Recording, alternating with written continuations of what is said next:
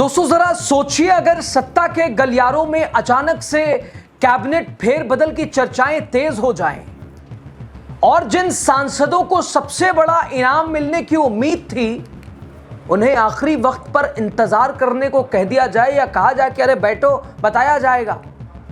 अगर उप प्रधानमंत्री की कुर्सी को लेकर ही अंदर खाने खींचतान शुरू हो जाए, अगर सहयोगी दल फिर से अपनी शर्तें रखने लगे बढ़ चढ़कर और सरकार के लिए हर सांसद की अहमियत पहले से कहीं ज्यादा बढ़ जाए, तो क्या समझ लिया जाए?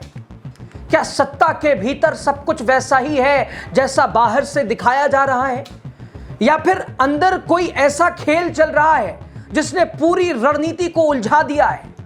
क्या बागी सांसदों को बड़ा भरोसा दिलाकर अब उन्हें किनारे लगाया जा रहा है, उन्हें पहले बुलाकर और अब कहीं का न छोड़ने वाली स्थिति पे लाके रख दिया गया है और इनको लाने के चक्कर में अपने पुराने दो सहयोगियों को उन्हें भी अहमियत कम कर दी गई जिनकी, और एक बार फिर जब इधर से मामला खराब हुआ तो अब वो दोनों फिर चढ़ाई करने लगे। क्या सहयोगी दल अब अपनी राजनीतिक कीमत बढ़ाने में जुट गए हैं? और क्या 2/3 बहुमत की तलाश ने सरकार की रणनीति को मुश्किल में मोड़ में लाकर खड़ा कर दिया है? बात कैबिनेट फेरबदल की चर्चाओं से लेकर सहयोगी दलों की बढ़ती मांगों तक, बागी सांसदों की नाराजगी से लेकर संसद के आगामी समीकरणों तक। आखिर ऐसा क्या हुआ कि जिस फेरबदल की चर्चा पूरे दिन होती रही, जिसके लिए मंथन नितिन नवीन और अमित शाह के बीच 3 घंटा मैराथन बैठ अचानक से ब्रेक लग गया? सब कुछ आपको बताते हैं विस्तार से, लास्ट तक बने रहिए। नमस्कार, आपका बहुत स्वागत। द राजनीति का खास सेगमेंट देख रहे हैं, मैं हूं यासूब रजा। दोस्तों, बीजेपी के चाणक्य अमित शाह अपने पूरे सिस्टम को उन्होंने लगा दिया, 2/3 बहुमत नहीं जुटा पाए। एक तरफ बागी सांसदों में मंत्री पद को लेकर जबरदस्त खींचतान मची है, तो दूसरी तरफ चंद्रबाबू नायडू की डिमांड के चलते कैसे रातों रात पूरा खेल एक बार फिर से पलट गया है। साहब, नॉन बायोलॉजिकल प्रधानमंत्री नरेंद्र मोदी का मौजूदा बहुमत भी इनके चक्कर में हिल गया है, आपको बताएंगे। लेकिन पहले कैसे शाह साहब ने उप प्रधानमंत्री बनने की जल्दबाजी में कितनी बड़ी चूक कर दी। खबर देखिए ना, लेटेस्ट खबर है, हवाई बात नहीं। खबर निकलकर सामने आई कि मोदी कैबिनेट में फिलहाल कोई फेरबदल नहीं होगा। बीते दिन जिसको लेकर अमित शाह और नितिन नवीन के बीच 3 घंटे बैठक हुई, अब फेरबदल होगा ही नहीं। सूत्रों ने बताया, कब तक इसके आसार विलंब के पीछे की क्या रणनीति है तो आप समझ सकते हैं। ठीक एक दिन पहले तक बिग ब्रेकिंग चलाई जा रही थी, बड़ी बड़ी खबरें। अमित शाह की तरफ से हाई लेवल मीटिंग बुलाई गई। अमित शाह ने मोदी सरकार में फेरबदल के लिए सूची तैयार कर ली। नितिन नवीन अमित शाह के बीच 3 घंटे मैराथन मीटिंग चली और इस मीटिंग के बाद मोदी कैबिनेट की नई टीम तैयार हो चुकी है। फिलहाल दावा तो यहां तक किया गया कि राजनाथ सिंह से लेकर नितिन गडकरी की छुट्टी होने वाली है, देखिए खबर, और गृह मंत्री अमित शाह का प्रमोशन होने वाला है। अमित शाह को नया कैबिनेट मिलने वाला है। दोस्तों, एक तरफ जहां खबर निकलकर सामने आई, वहीं दूसरी तरफ ये ताजा खबर ले लीजिए, पूरा खेल अब जिसने पलट के रख दिया है। खबर जो चल रही है, मोदी कैबिनेट में फिलहाल अभी किसी तरह का फेरबदल नहीं होने वाला है।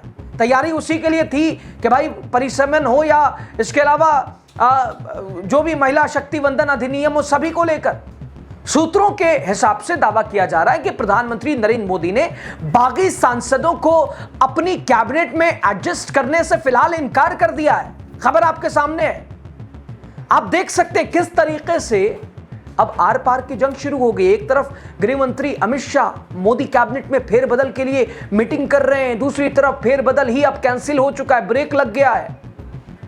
दोस्तों, पहले सूत्रों के हवाले से यह दावा किया जा रहा था कि एनडीए ने सदन में 2/3 बहुमत जुटा लिया है। फिलहाल इस खबर को लेकर अब भी पेच फंसा हुआ है, अमित शाह को सोचना पड़ रहा है। अमित शाह दावे तो बड़े बड़े कर रहे थे, लेकिन पूरा सिस्टम लगाकर भी भारतीय जनता पार्टी के कथित चाणक्य 2/3 बहुमत नहीं जुटा पाए। फिलहाल इसलिए प्रधानमंत्री नरेंद्र मोदी ने मौजूदा बहुमत को सुरक्षित रखने के लिए अभी किसी तरह का फेरबदल करने से साफ इनकार कर दिया है।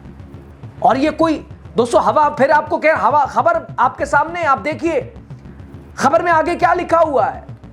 विश्वसनीय सूत्रों ने कहा है कि सरकार का ध्यान अभी संसद में संख्या बल बढ़ाने पर है, एनडीए को मजबूत, यानी एनडीए मतलब यहां बीजेपी को मजबूत करने पर है, किसी की जरूरत ना पड़े, मोल भाव ना हो, क्योंकि सरकार को कुछ संवैधानिक संशोधन बिल पास कराने हैं।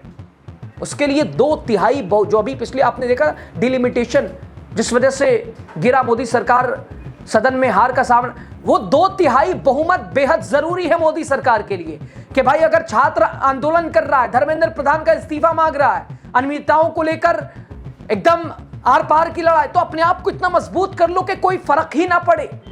फिलहाल दोस्तों मौजूदा अगर हालातों की अगर बात की जाए तो यहां पर आपको मैं बता देना चाहता हूं, एनडीए के 292 सांसदों में अगर टीएमसी के 20 बागी सांसद, उद्धव ठाकरे के 6 बागी सांसदों को जोड़ दिया जाता है तो टोटल होता है 318। 2/3 बहुमत होता है 360 का। इसमें से 318 को अगर घटा दिया जाए तो अभी भी 42 सांसदों को, सांसद 2/3 में कम है, 42 सांसद। तो जिस तरीके से बागी सांसदों में मंत्री पद को लेकर जबरदस्त खींचतान मची है, ऐसे हालातों में शाह साहब आनंद फानंद में मोदी कैबिनेट में फेरबदल करना चाहते हैं या चाहते थे। एक तरफ टीएमसी जिसके 20 बागी सांसद हुए, वो 2 मंत्री पद की डिमांड कर रहे थे, दूसरी तरफ उद्धव ठाकरे 6 सांसद भी मंत्री बनना चाहते थे, 6 नहीं तो कम से कम 1-2। तो आप देख सकते हैं जहां मंत्री पद को लेकर खींचतान मची है, दूसरी तरफ नीतीश कुमार नायडू भी भड़कते हुए, चूंकि इन्हीं को दरकिनार करने की कोशिश चल रही थी। चूंकि खबर, जो ताजा खबर देखिए निकलकर सामने आई, इस बार अगर मोदी कैबिनेट में फेरबदल होगा तो गृह मंत्री अमित शाह को भी बड़ा पद मिलने वाला है। और खबर आप देख सकते हैं, हिंदुस्तान की खबर है, उसमें लिखा भी हुआ है कि कैबिनेट फेरबदल में अमित शाह का कद बढ़ सकता है। एक और खबर, 2 बड़े मंत्री की छुट्टी, अमित शाह साहब उप प्रधानमंत्री। दोस्तों तो फिलहाल आप देखिए, अमित शाह ने सोचा कि जिस तरीके से 26 सांसदों को, 20 टीएमसी और 6 इधर के, अगर एक साथ तोड़ा उन्होंने, ऐसे हालातों में अगर सदन से परिसीमन बिल पारित हो जाएगा तो उनको उप प्रधानमंत्री का पद मिल जाएगा। लेकिन फिलहाल यहीं पर पेच फंस गया है। एक तरफ अमित शाह मोदी कैबिनेट में फेरबदल की तैयारी कर रहे हैं, दूसरी तरफ नीतीश कुमार ने उप प्रधानमंत्री पद पर अपना दावा ठोक दिया है, जो कि उनकी मजबूत कुर्सी बिहार वाली इसी शर्त पर ली गई थी और अब उसी से इनकार किया जा रहा है। खबर निकल के आ रही है, नीतीश कुमार अब किसी भी कीमत पर कॉम्प्रोमाइज करने के लिए तैयार नहीं है। हालांकि कुछ लोग कह रहे हैं कि नीतीश कुमार की हैसियत क्या है, हालांकि उनको दरकिनार नहीं किया जा सकता। बिहार में अगर नीतीश कुमार हाथ खींच लें, बीजेपी सरकार गिर जाए, केंद्र सरकार पे भी वैसे ही असर है नीतीश कुमार का, तो कैसे अहमियत नहीं है। खबर यह भी चलाई जा रही है कि इस बार अगर मोदी कैबिनेट में फेरबदल होगा तो नीतीश कुमार को भी बड़ा मंत्रालय मिलने वाला है। जाहिर सी बात है, अगर नीतीश कुमार को मंत्री पद मिलेगा तो चंद्रबाबू नायडू इतनी आसानी। और यहां एक चीज और आप समझिए, नीतीश कुमार वो मामा नहीं है शिवराज सिंह चौहान, उनकी अपनी पार्टी नहीं है, वो बीजेपी ने उन्हें सीएम से हटा के लाके मंत्री बना दिया। नीतीश कुमार मनोहर लाल खट्टर भी नहीं है कि लाके केंद्र में मंत्री। अरे नीतीश कुमार की अपनी पार्टी है, अपनी भूमिका है, अपने उनके सांसद हैं, केंद्र सरकार में उनकी अपनी जगह है। तो यहां उस आप संदर्भ में मिलाकर मत देखिए कि शिवराज सिंह चौहान आए कि नहीं आए, मनोहर लाल खट्टर आए कि नहीं, क्या है, एक मंत्रालय मिल गया, हो गया। लेकिन नीतीश कुमार के साथ वो स्थिति नहीं है और नीतीश कुमार कॉम्प्रोमाइज के मूड में नहीं है। तो चंद्रबाबू नायडू इतनी आसानी से, चूंकि इन दोनों को दरकिनार करने की कोशिश की गई, लेकिन फिलहाल उन 20 और 6 यानी 26 बागियों को लेकर भी अब वो अलग अगर है तो इनकी भूमिका फिर बढ़ गई है। चंद्रबाबू नायडू जो मोदी सरकार में किंग मेकर की पोजीशन पे हैं, 16 सांसद होने के बावजूद अभी भी सिर्फ 1 मंत्री पद से संतोष करना पड़ रहा है। और मोदी सरकार में काकोली घोष के आने के बाद चंद्रबाबू नायडू का कद घटता नजर आ रहा है। दूसरी तरफ चंद्रबाबू नायडू ने अमित शाह को खुला चैलेंज कर दिया है। मौजूदा हालातों में जिस तरीके से चंद्रबाबू नायडू कांग्रेस के मुख्यमंत्रियों के साथ अपनी नजदीकी बढ़ा रहे हैं, अपने आप में कोई छोटी बात थोड़ी ना है। वैसे भी साउथ के राज्यों में जैसे भारतीय जनता पार्टी का सुपड़ा साफ हो गया, ऐसे हालातों में चंद्रबाबू नायडू भाई एक्शन में अलर्ट है, सतर्क है। एक तरफ नायडू दबाव बना रहे हैं, दूसरी तरफ आप देख सकते हैं 12 मंत्रियों की छुट्टी करके जो बागियों को एडजस्ट करने का प्लान था, वो भी अभी चौपट होता नजर आ रहा है। मतलब ऐसे पहली बार हो रहा है कि गृह मंत्री अमित शाह ने अचानक से आनंद फानंद में मीटिंग बुलाई, लेकिन इन सब के बावजूद जो अपडेट उसके मुताबिक मोदी कैबिनेट किसी भी तरह कोई फेरबदल, अभी लगातार चर्चा थी फेरबदल होगा मोदी कैबिनेट में, कोई फेरबदल नहीं होने वाला है।